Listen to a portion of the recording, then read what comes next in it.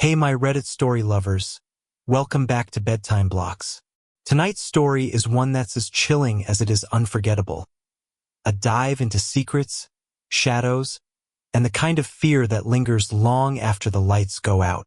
So, settle in, get cozy, and let this one carry you into the night.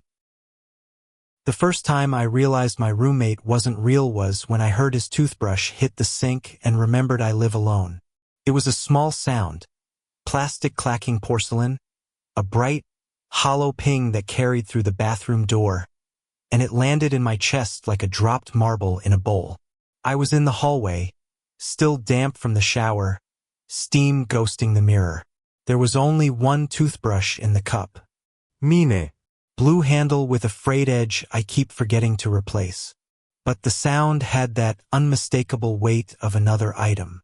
Two things colliding, two people sharing a space, two where there should have only been one.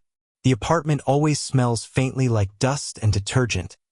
Ancient radiators, sun-warmed windowsill, that comforting note of fabric softener that hangs in the air like a remembered hug. Hardwood floors creak in long, complaining lines. Keys jingle from the hook by the door. It's a simple one-bedroom with a tiny kitchen and a narrow hall that makes our footsteps. My footsteps sound like someone else is walking behind me. I told myself I'd misheard it. I turned off the bathroom light, checked the cup again, stared at my own toothbrush until the bristles blurred, then went to the kitchen. There was a mug in the sink with a coffee ring I hadn't made. Pale brown circle, clean edge, still wet. Did I? No. I said it out loud, the way you talk to yourself when the room feels full and you need to claim it. No, I didn't make coffee this morning. On the fridge, a note in my handwriting. Pick up oat milk. Ben coming by at 7. I don't know a Ben. I didn't write that. The loop of the B was my loop. The slanted 7 was my slanted 7. That was the second moment. Realizing a version of me who knew Ben had left me a message, and that he, whoever he was, would arrive in less than 12 hours unless I figured out why my life had started writing itself without me. Which is when I decided to check the lease for the name that suddenly bothered me.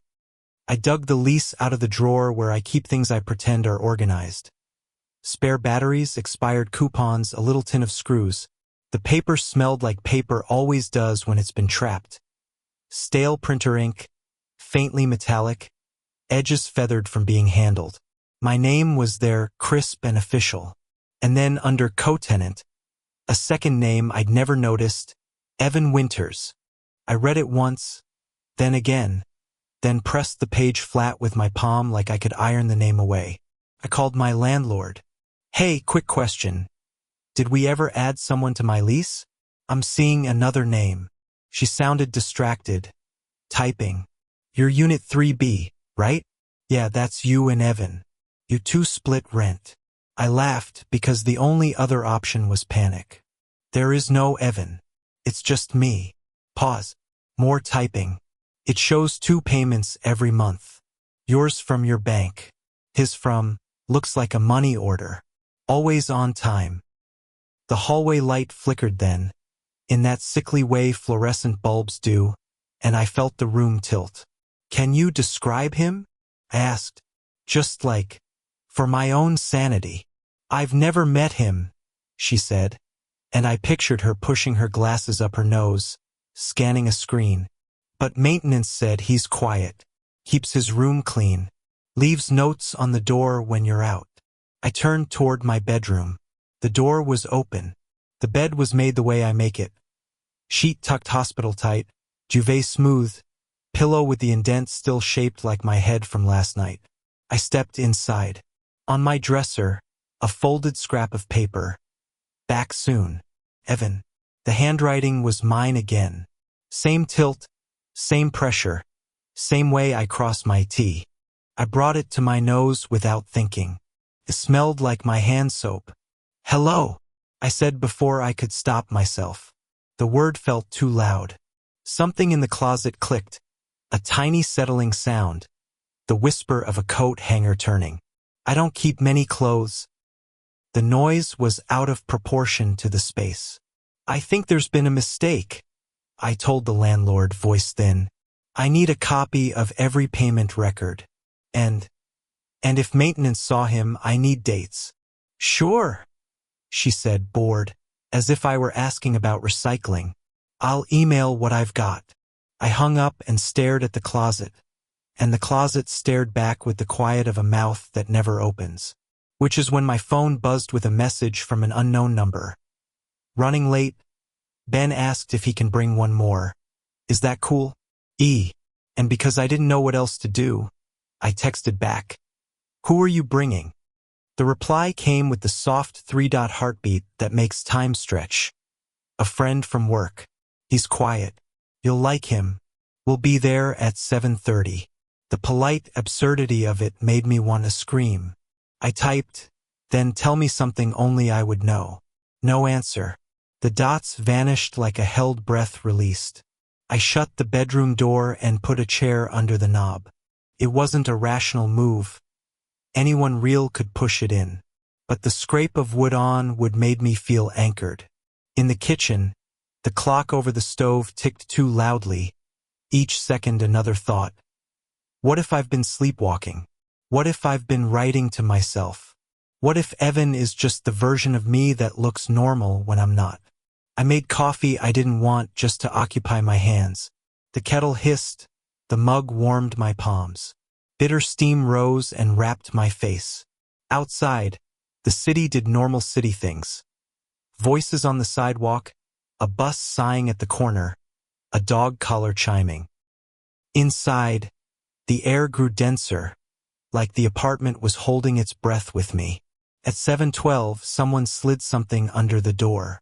It rasped against the floorboards and bumped my shoe.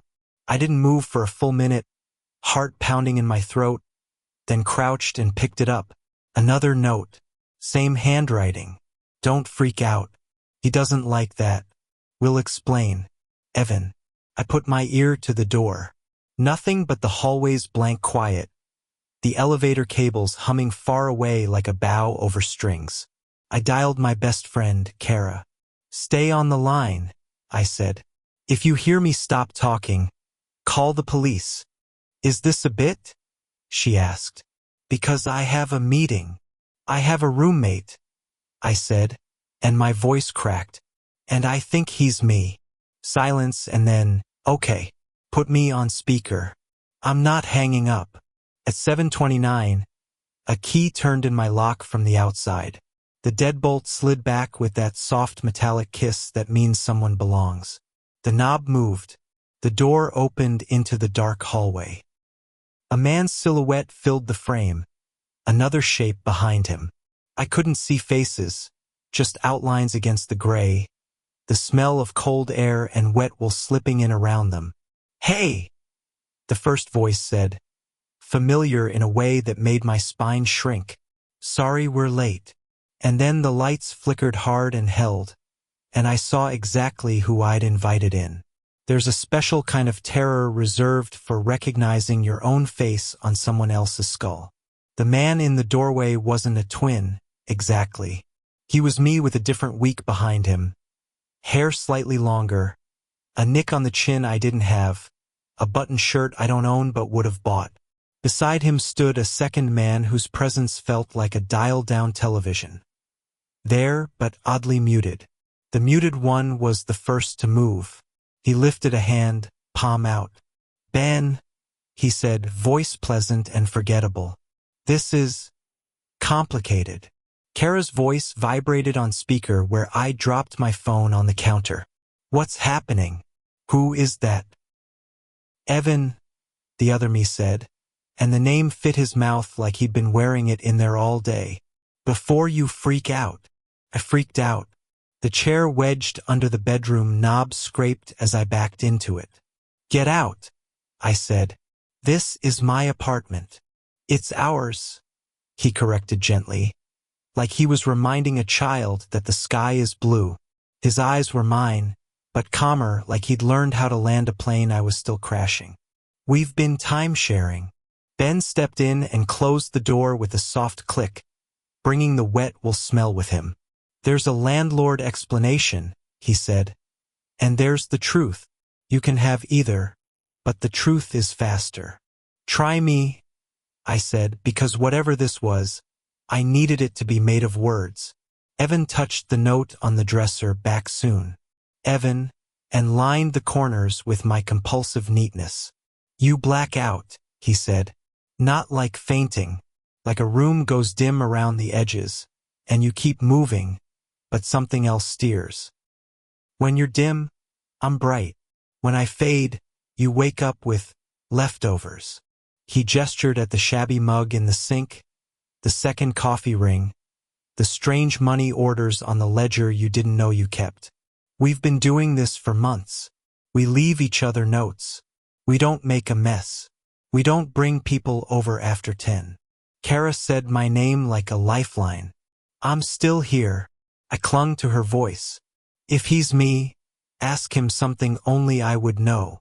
Evan didn't wait for the question. You hid a key in the freezer behind the peas after you locked yourself out last winter. You hate the sound of metal scraping ceramic. You cross your sevens.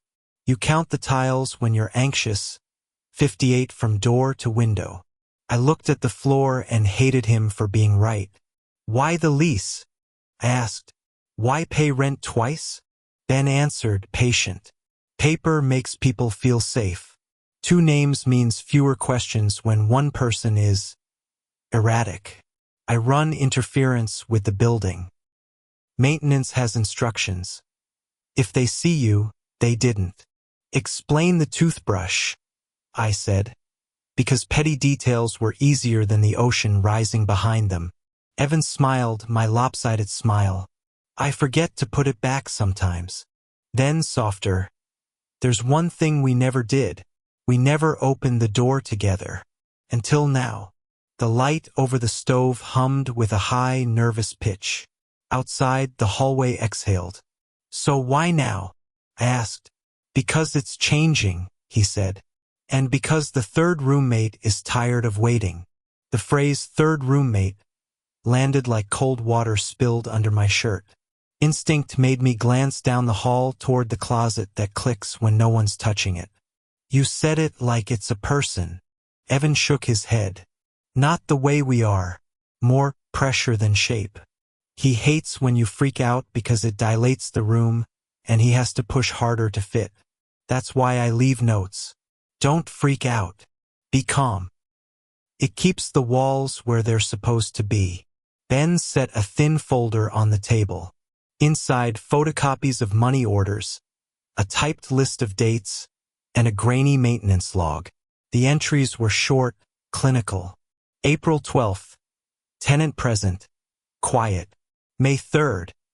Tenant present. Identical? Do not engage. A post-it in my handwriting was stuck to the final page. Stop looking when the mirror fogs. My stomach swooped like an elevator. What does it want? I asked. The roommate. Evan's gaze flicked to the bathroom door. I think it wants occupancy. All the time. You and I share daylight for you, edge hours for me. He wants the whole calendar. Kara's voice, tinny. I googled dissociative stuff, she whispered, as if the room had ears. This doesn't match. Or it matches too well, which is worse. The overhead light dimmed, brightened, dimmed. That particular stutter that says a breaker is fine but something else is drawing current. A smell, wet concrete after rain, slid under the door like a careful hand. The hallway beyond the doorframe shifted, as if the angles were rethinking their job. Ben's effect never changed, but he moved closer to the entry like a nurse quietly preparing for a seizure. You ask why now, he said. Because it learns. You've been writing to each other. It's been learning your handwriting. You've been paying twice. It's been learning your schedule. You cracked the door together tonight. It learned that an invitation can happen in stereo. Evan stepped between me and the front door the way I have stepped between a friend and a mistake. We need to set a rule, he said. His voice had my teacher voice, the one I use with myself when panic would be easier. We need to tell the room who lives here. How? I asked. Do we hang a sign? Kind of. He opened the closet. The click I'd been hearing my whole life said hello. Inside were the ordinary ghosts of a closet, jackets, vacuum, a box labeled taxes, and a rectangle of darker drywall where a mirror used to hang. Evan pressed his palm to the scar. It likes reflections. They're doorways if you don't keep them flat. He turned to me. Say it. What? Your name, he said. Then mine. Then say there isn't a third. We both need to say it in the same breath. I laughed because the alternative was to choke. But I did it. We did it. I felt ridiculous, like chanting at a seance. I am. My name. You are Evan. There isn't a third. The room held still. Even the clock seemed to listen. For a second, I let myself believe it worked. Then the bathroom mirror fogged without heat. Letters scratched backward from the wrong side. Ben. Ben didn't flinch. He just exhaled, long and slow, and the hallway lights went out in a rolling wave, as if something huge had leaned against the building from the outside. Okay, he said, smiling a little like a parent at a stubborn child. So we'll do it the hard way. And as we reached for the bathroom door together, the apartment settled around us like a creature getting comfortable for a very long night.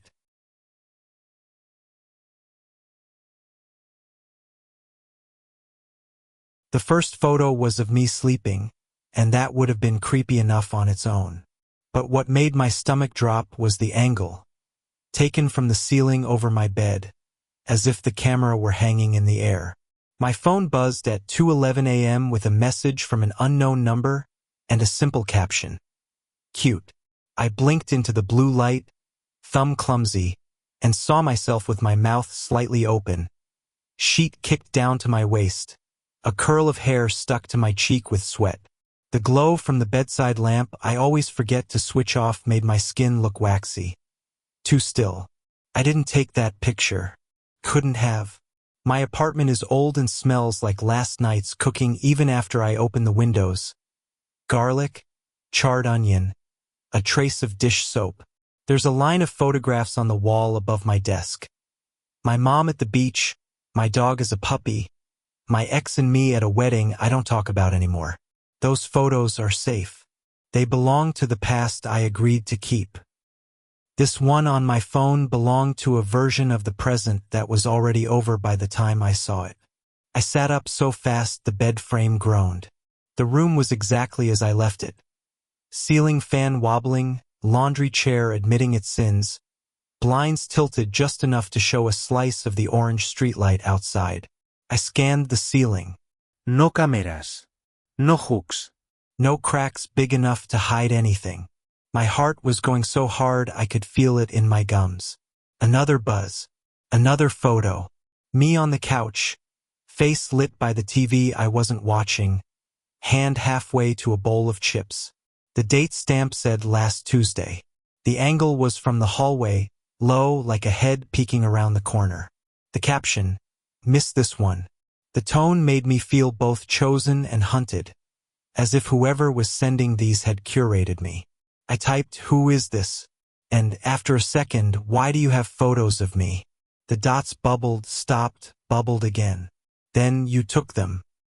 I stared at that line until the screen dimmed, and then I turned every light in the apartment on at once, as if illumination could force the truth to show itself. Sleep was not an option after that. I made coffee I didn't need, hands shaking so badly that grounds skittered across the counter like black sand. The smell helped, bitter, earthy, simple. I took the photos to my desk and zoomed in, trained on small things like a detective in a show that would solve it in 42 minutes. The ceiling one had a reflection in the glass of a framed print. A smudge, maybe. A shape that could be a hand if a hand were made of fog. The couch one had something else. A hairline sliver of my own face reflected in the TV screen that I didn't notice when I was sitting there. It wasn't the same expression. In the reflection I was smiling. In the picture my mouth was set. Another text. Do you remember the pier? I didn't. Then a photo arrived. Me at 12. Wind beating my hair sideways. Sea spray making freckles of water on my cheeks. My mother's hand on my shoulder, cropped tight. The caption. You said you were scared of the gaps between the boards. I hadn't thought about that pier in 15 years. I don't have that photo. We didn't own a camera then. My apartment felt smaller, a box pushed inward by invisible palms. The hum of the fridge sounded like breath. I called my mother. Do we have any old photos from the shore? I asked as casually as I could. Sweetheart, that was the summer after your dad left. A spoon clinked against a mug on her end. We borrowed Aunt Rita's camera. The roll came back blank. You cried because you wanted proof you weren't making it up. I swallowed the urge to tell her the proof had arrived. Right? I said. Just curious. Another photo arrived before I hung up. Me in the mirror of the stairwell at my last apartment, the one with the landlord who stole packages. Behind me, 3 flights up, a shape on the landing looked like a person if a person were a shadow that learned to stand. The caption, you kept zooming in, but you never looked back. Who are you? I typed, heart in my throat. Are you in my building? A new message, no picture this time. I'm in your pictures. And then something I couldn't joke away. A live photo notification, the tiny loop of me sleeping, breathing in, breathing out, and for a single frame in the middle, my face opening its eyes and smiling directly at the lens. I did the stupid thing and checked behind the shower curtain. That's what fear makes you do. Move through the ritual like the ritual could protect you. No one there. No one under the bed. The closet was a swell of fabric and the smell of cedar blocks I'd bought after a moth ate my favorite sweater. I spoke into the bathroom mirror the way you speak into a microphone in an empty room. Stop. I don't want any more. The phone obeyed for a while.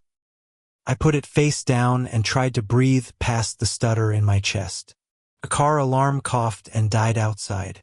Somewhere upstairs, water thumped through pipes like the building had a pulse. At 3:03 a.m., another text, last one for tonight, promise. It came with a photo of my front door taken from the hallway, fisheye distortion from the peephole's glass. In the center, me small, warped, and smiling. My hands were on the chain like I was about to flip it. The caption, you always smile before you open. I stood very still. The peephole is scratched.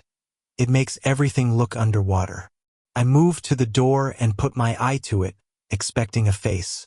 There was only the dim green light of the exit sign at the end of the hall, the carpet's pattern like spilled confetti, the hush of the hour when the building forgets people exist. You took them, the sender had said. It snagged in my head. What if this wasn't someone else?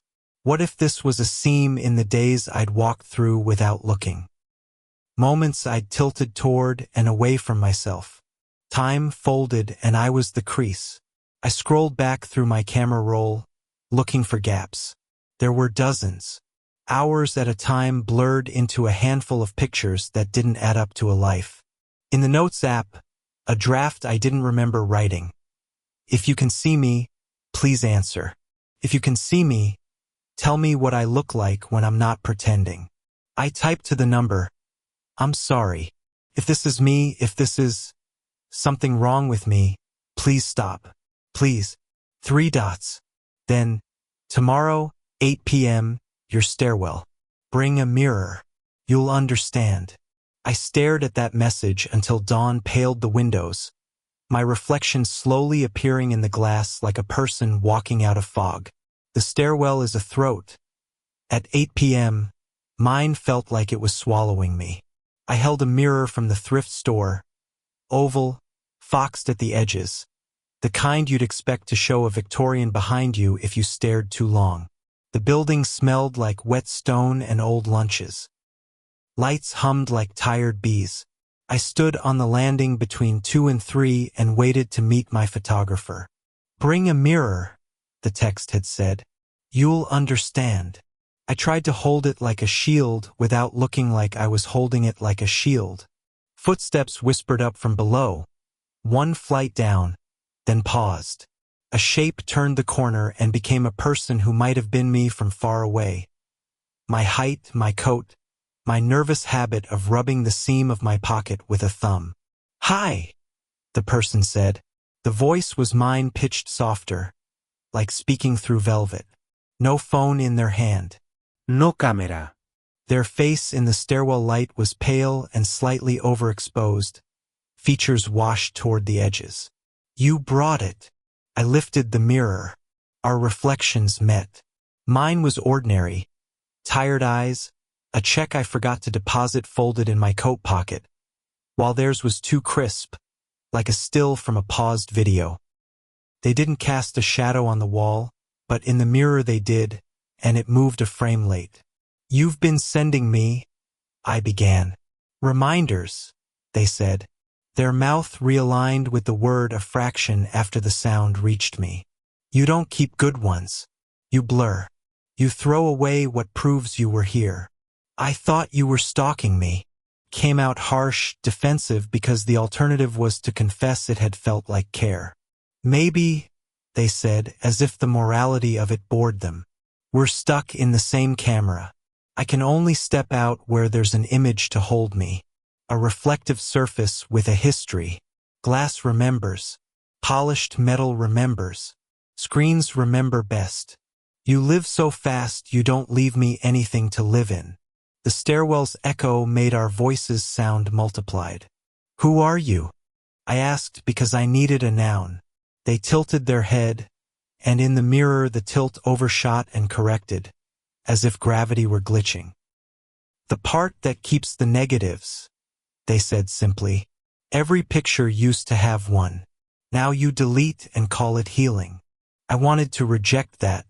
I wanted to say I had to delete or else grief would sit on my chest until morning. Instead, why send the sleeping one? Why the door? So you'd be scared enough to stop scrolling. They looked almost apologetic. "So you'd meet me." The mirror's surface breathed fog for a heartbeat. I felt it cool my fingers, an exhale that didn't come from my lungs. "Okay," I said, voice smaller now. "You've met me. What do you want?" Their eyes in the mirror were too bright. To be archived, or to be let go properly. They glanced down the stairs. "But we need to move. He doesn't like this." "Who?" "The landlord," they said, and the light above us flickered, once, twice, as if something upstairs had shifted in its sleep. We climbed together. The steps felt longer than usual, as if each riser had been stretched when I wasn't looking. On 3, Mrs.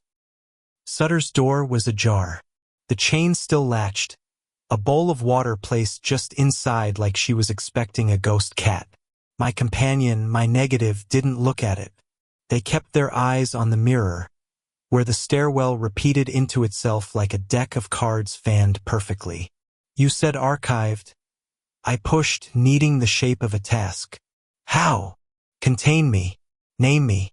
Put me in one box instead of 1,000 tiny ones you keep stepping on." They glanced at my coat pocket. "The check. You'll forget it tomorrow. You'll take a picture to remember and then delete it because money makes you feel rotten. And I'll lose a place to stand." "That's not fair," I said. "I'm trying to forget the bad parts." "You're trying to erase witnesses," they said, not unkindly. "Fine. Erase me, but do it right." "How?" We reached the landing for 4, where the window peers onto the alley choked with bottle crates and last year's leaves. The glass had that gritty skin old windows wear from winters of swelling and shrinking. They pressed their palm to it. I saw a print only in the mirror. "You owe me an album. A real one. Print what you keep, even the ugly. Tape down the captions in your own hand. Then burn the rest. I will come with the fire or I will stay with the glue, but not both." A low tremor moved through the building, like a heavy truck had passed on a street that doesn't exist. The light at the top of the stairs popped and died, leaving us in a gray that smelled like dust and a little like rain. In the dark, the screen of my phone lit my chin from below. A new text, from the same number as the photos, but it read differently, stiff and official. Per building policy, loitering in common areas is prohibited after 8 p.m. Landlord, my other said, and their reflection jittered as if the mirror were buffering. He's not a person. He's a rule given bones. A shape blocked the light from the floor above. The shadow of a man in a brimmed hat that no one in 2025 wears unironically. Steps, measured and patient. The smell of Windex and boiled cabbage and old paint. A ring of keys like rain on tin. Fear pulled something behind my navel tight. What happens if he sees you? I whispered. They ask me for ID, they said, eyes on the mirror. I don't have any. The stairwell narrowed to a choice as simple as a flash setting. Keep or discard. Come on, I said, surprising us both with the authority in my voice. My apartment. I'll make the album. We can decide. You'll really print the ugly ones? They asked, almost childishly hopeful. I'll print the ugly ones, I said, caption and all. The shadow reached the landing below. The brim turned toward us. The mirrors on the wall, cheap rectangles in chrome frames, showed him 2 seconds ahead of his body, and in those 2 seconds his face was a blank white oval, as if the building had filed off his features to keep them from catching on anything. Don't look back, my negative murmured, and for once I listened to a version of myself without arguing. We climbed, breath synchronized to the change in light, toward a door that would either open on the first try or refuse, depending on what I decided to keep. The cabin owner texted me 3 rules before I arrived, and the third one made me want to turn around. 1. Don't leave food on the porch. 2. Don't split logs after dark. 3. If someone knocks after midnight, it's not for you. The message came with a smiley face, like that last line was an inside joke I'd enjoy once I checked in. The road up was all damp pine and fog like torn wool snagging in the branches. My rental car smelled like stale coffee and someone else's cologne, the kind that sits behind your eyeballs. I'd booked the place because I needed the kind of quiet you can only buy. Work was a carousel of faces and beeps, and my apartment's walls were thin enough to hear my neighbor's blender scream at dawn. The listing photos showed a 1-room cabin with a stove, a pot-bellied fireplace, a bed under a window. A creek ran beside it, silver ribbons slipping over stone. No Wi-Fi bliss, the caption chirped. The reviews all mentioned the owner by name. Harold leaves fresh bread. Harold stacked the wood for us. Harold waved from the dirt road like an old friend. By the time I reached the gate, my nerves had settled into a heavy calm. The air tasted like cold pennies. The creek's voice reached me before I saw it, a steady whisper that felt patient rather than friendly.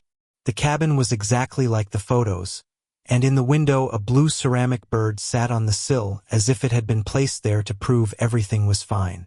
Inside smelled like wood smoke and lemon oil. The bedspread was a faded quilt. On the table, a note in neat block letters.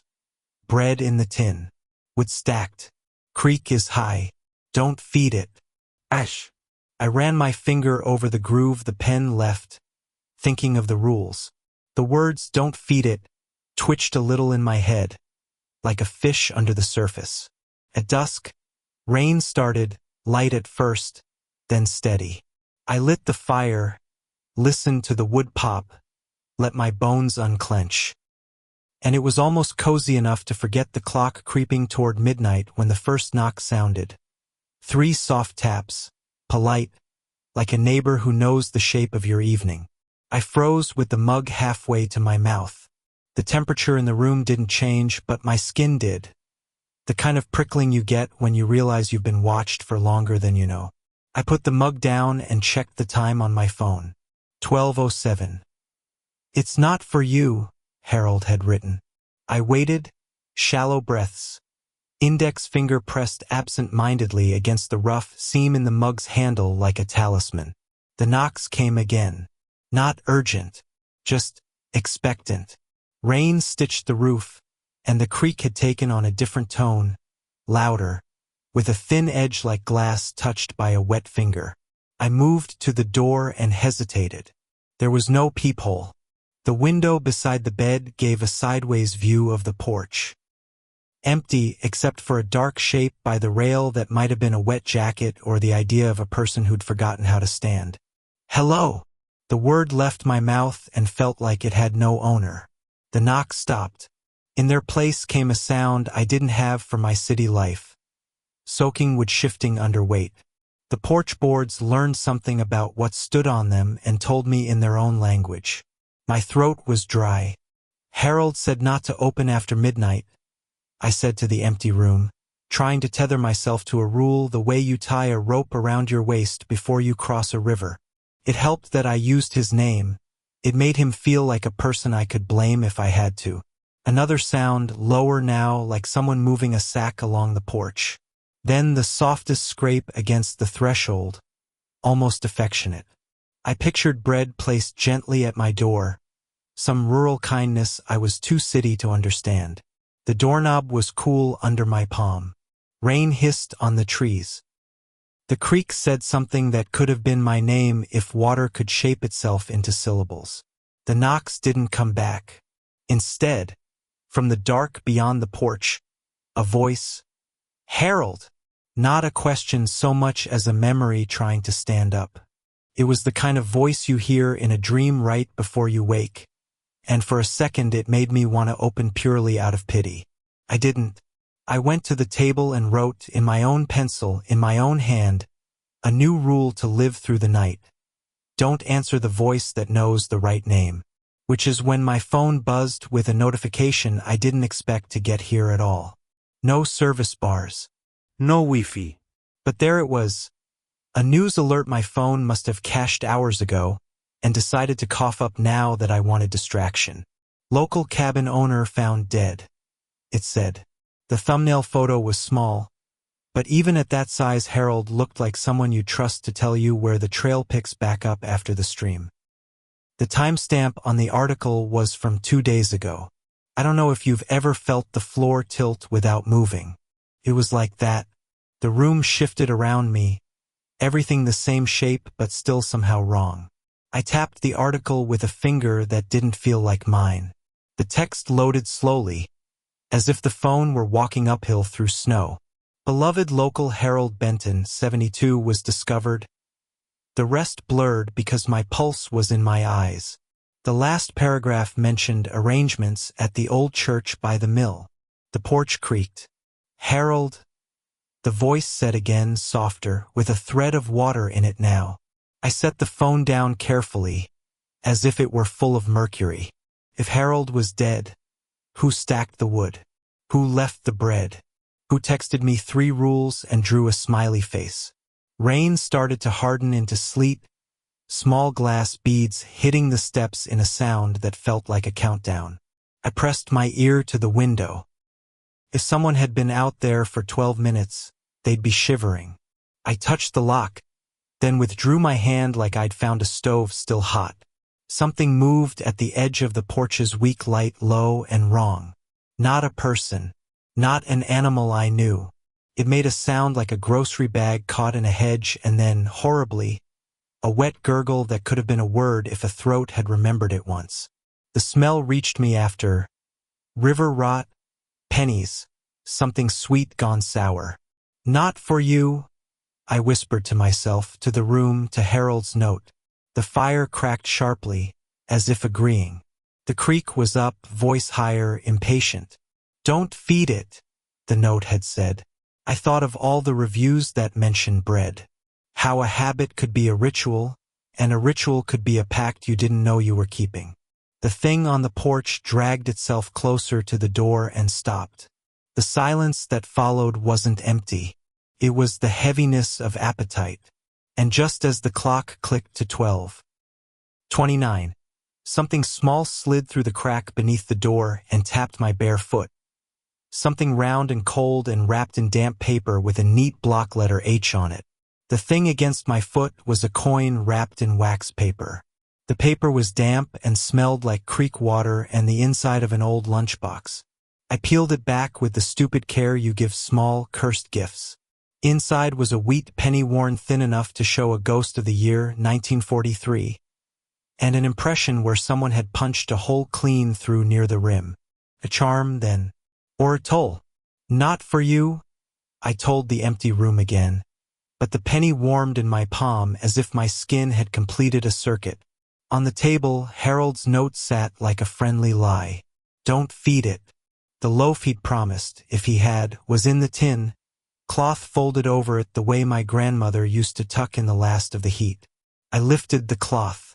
The bread was still slightly warm, crust crackling. Tears came for no good reason. I hadn't eaten since noon. Hunger can make you brave or stupid. It made me both. The porch boards answered a weight shift with a long, aching sigh. The voice beyond the door. Not a voice, exactly. A wet consonant wearing a vowel. Tried again. Harold. The way it said the name made me think of old dogs dreaming. I took a slice of bread, hands shaking, and walked to the door. Rain hissed. The lock felt important just to touch, a boundary my fingers understood. I slid the chain tight, cracked the door an inch, and shoved the slice into the dark with an apology I didn't know who to address. The night took it without ceremony. The smell that rolled in was river and mud and something coppery, as if coins had been dissolved into the water until it ran like a bruise. The eating sound was the worst part. Not animal. More like paper towels soaking up a spill. Then a contented huff, as if a fireplace had settled. The creek answered with a quick, higher rush, like a child squealing when tickled. The hairs on my arm lifted. Okay, I whispered. Okay. I shut the door. My phone buzzed again, a ghost of a signal finding me through the woods. A new message from the number that had sent the rules. You're early. Is hungrier on funerals. Sorry I couldn't be there to run interference. Ash. I stared. Funerals. The obituary. The old church by the mill. If Harold was texting from the other side of a line I didn't understand, his side had service. Who are you feeding? I texted back before I could talk myself out of texting anything at all. The reply was almost immediate. The creek, obviously. Don't overthink it. Keeps the road. Keeps the bridge. Keeps the hill from sliding. It wants what it wants. It learned to knock. Thunder rolled somewhere softness couldn't reach. Another coin, lighter this time, tapped beneath the door, as if tipped by a polite, wet hand. And when the clock tapped 12:45, something heavy settled into the rocking chair on the porch and began to rock like it remembered what it felt like to be a man. There is a frequency of dread that sounds like old wood moving under a weight you can't see. The rocker complained forward, side back. The rhythm synced with the creek's new churn, as if current and chair shared a metronome. I thought of all the reviews. Harold waved from the road. Harold stacked wood. Harold leaves bread. Ritual scaled into hospitality. Hospitality calcified into rules. Rules became a boundary between town and water, life and slide. Harold? The chair asked, not in words. The sound the slats made was syllables if you were tired enough. Rain threaded in the porch light. The smell came stronger now. Vegetation turned on itself, pennies sucked clean, wool left wet for too long. I took another slice of bread and, without opening the door this time, pushed it under. The inch of black on the other side felt like a mouth. The sound of swallowing was immediate, grateful. Then another coin, then another, each with a neat little hole punched for a string, each a year worn away by fingers that had believed in charms. Why coins? I whispered to the note with Harold's block letters. Why bread? My phone buzzed. Because it was bread day and collection day long before it had a name. Because nobody else remembers to pay what keeps the hill up. Because they think asphalt is a promise. Who's on the porch? I risked. A longer pause. Then whoever couldn't cross earlier. Whoever liked Harold's voice when he said there would be enough. I imagined the old man. Cap, cardigan, hands like twine. Sitting out there many nights, speaking softly to something that listens in the language of current and rot. Grief made a space in me that fit his absence like a missing tooth. I didn't know him, but the room knew him, and I was occupying his chair, his kettle, his rules. The rocker picked up speed, then stopped, abrupt. A wet weight pressed against the door low to the threshold, as if something without knees had knelt to look in. A whisper slipped through the crack, unmistakable this time. "Harold." "I'm not him," I said, and the apology in my voice surprised me. "But I can do what he did." Silence. Then the slow, careful tap of a finger on wood knock, knock, knock, testing the rule the way a child tests bedtime. The door breathed out cold. "Not for me," I said louder, as if the words could set the boundary back where it had slid. "Not for me after midnight." The creak surged, happy. The chair settled, almost relieved. At 1:03, the sleet softened to rain. The pennies under the door were enough to weight a pocket. I took the bread to the hearth, cut 3 more slices, left the rest wrapped like a promise for tomorrow night that might not include me. The fire popped, sending a fragrant plume of sap into the room. I slept in my clothes on top of the quilt like a guest who expects to leave before dawn. In the dark, something big moved down by the water, content, fed, dangerous if taken for granted. And when I woke to a hush so complete it made my ears ring, there were wet footprints on the porch walking away toward the creek, and a new note on the table in the same block letters, the indent of the pen as real as splinters. Good. Now drive into town. Tell them Harold isn't coming to wave.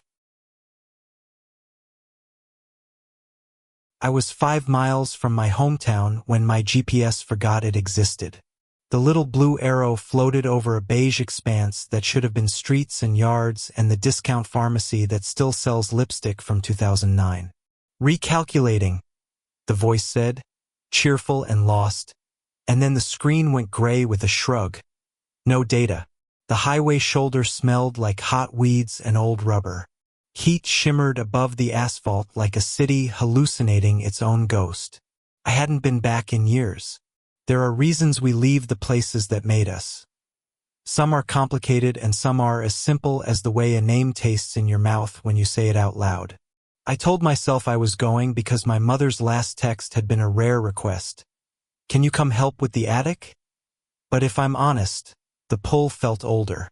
I turned off the GPS and drove by memory, which is to say I let my hands remember the wheel and my foot remember the slow curve before the bridge. The air through the window carried that river smell I grew up with.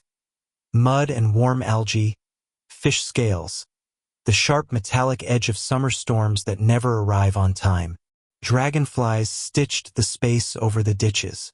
A hawk hung on a thread of wind and watched me pass like a librarian watches someone who has never learned how to be quiet. The first sign something was wrong wasn't a missing building but a missing sound. Small towns hum. You don't notice it until it's gone. The tire noise from the one main street, the perpetual gossip of cicadas, the bass line of a far-off lawn mower. As I rolled across the county line, the hum turned down. I didn't see a car for a full minute. The billboard that used to say "Try our PIE" had been painted over with the kind of beige you use when you don't want to remember there was ever any color. I passed the gas station where my first boyfriend taught me how to check my oil. The sign was there, but the name was not. The letters had been peeled off, glue shadows left behind. The pumps were wrapped in thick plastic like furniture before a storm. And yet the air smelled faintly of gasoline, like a memory leaking through. I slowed. The road ahead did not. It kept going, smooth and uninterested, into a space the map refused to recognize. I told myself the town had changed, that I was the wrong size for it now. Then I turned the corner where, in any sane version of my life, the post office should have been. There was a building where the post office should be, but it was the wrong building. Same footprint, same front steps worn down from decades of bills and birthday cards, but the bricks were the color of teeth in old photographs. The flagpole had no rope, no flag. On the door, a sign, closed for inventory. The letters were crisp, but the tape holding the paper to the glass had yellowed, curling at the edges. I put my palm against the window. The air on the other side felt cold, like a walk-in freezer that had decided it was a church. "Hello," I called, because habits will outlive the reasons we have them. My voice bounced once and then didn't. The sound died the way a match dies in wind. Across the street, the diner where I got my first job had a new name that wasn't a name. Just diner. Inside, shapes moved that could have been people if you didn't look directly at them. The smell that should have been grease and coffee and the clatter of plates was a clean smell, like someone had boiled water for too long. A bell over the door jingled, and no one came out. I walked past the barber, the hardware store, the dusty window of the travel agency that had, in our heyday, a poster of Paris sun-bleached to a ghost. Each sign wore words that were technically words but belonged to nothing. Store. Service. Food. Even the graffiti had given up.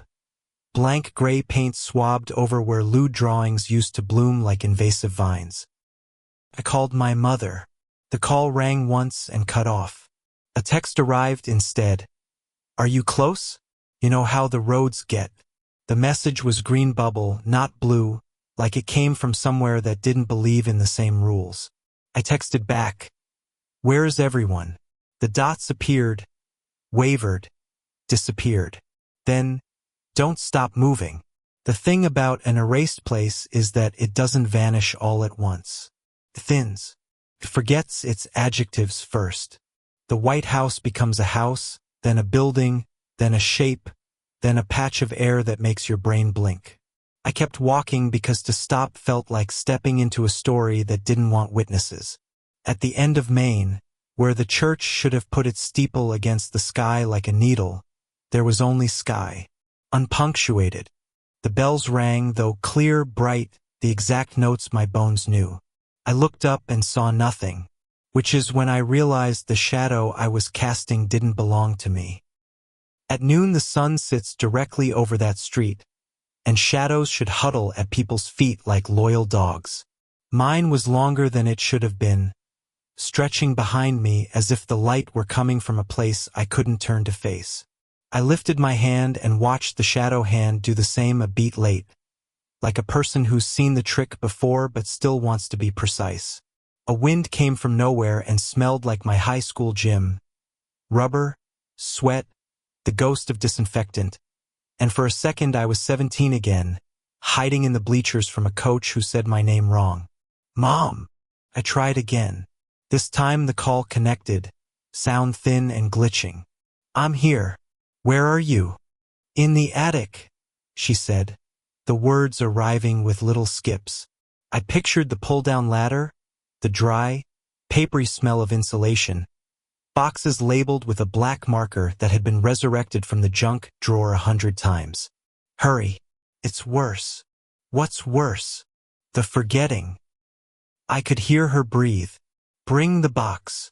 "What box?" Silence. Then, "Oh," as if she just watched a glass slide off a counter and couldn't remember the word for broken. "You'll know it when you see it." I turned down my old street because muscle memory is stronger than fear. The houses had the right porches but the wrong doors. Numbers were missing or repeated. 32, 32, 32, blank. The maple tree in front of our place was still there. The scar in the bark where my brother had hammered a nail to tie a rope swing an ugly knot. The house smelled like lemon cleaner from a decade ago and, faintly, the last pot roast my father burned before he left. When I touched the doorknob, it was warm, as if a hand had just left it. Inside, the living room held its shape but not its color.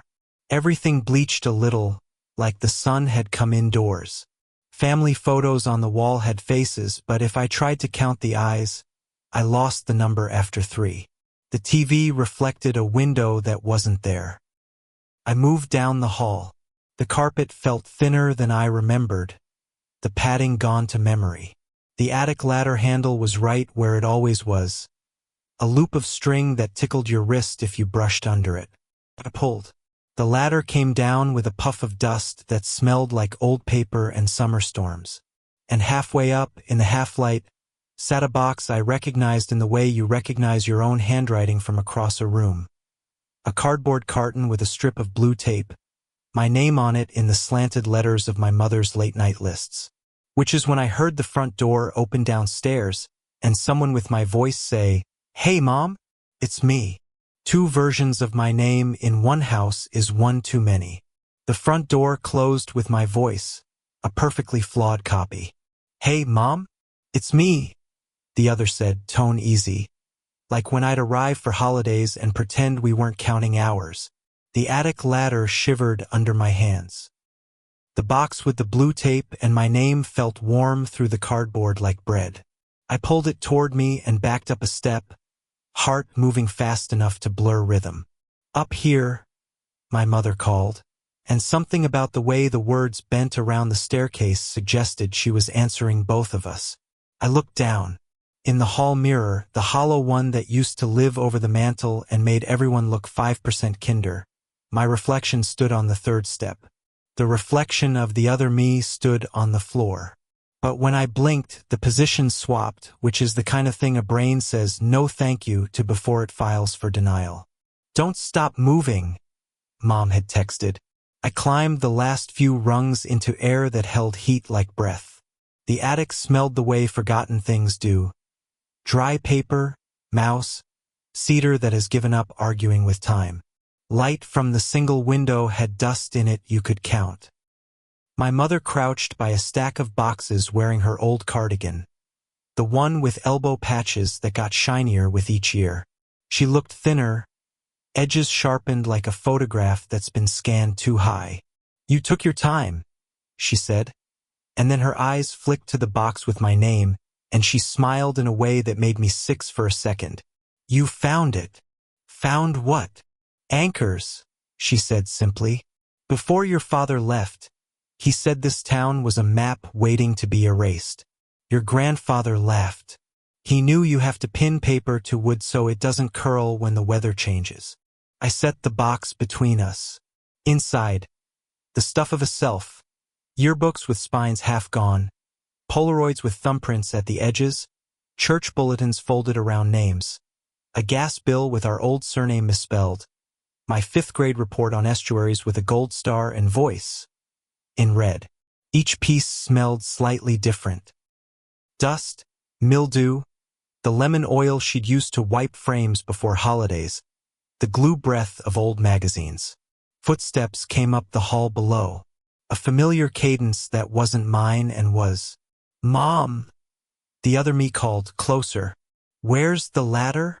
"You didn't put it down," she said, and the words were neutral enough to be a kindness or an accusation.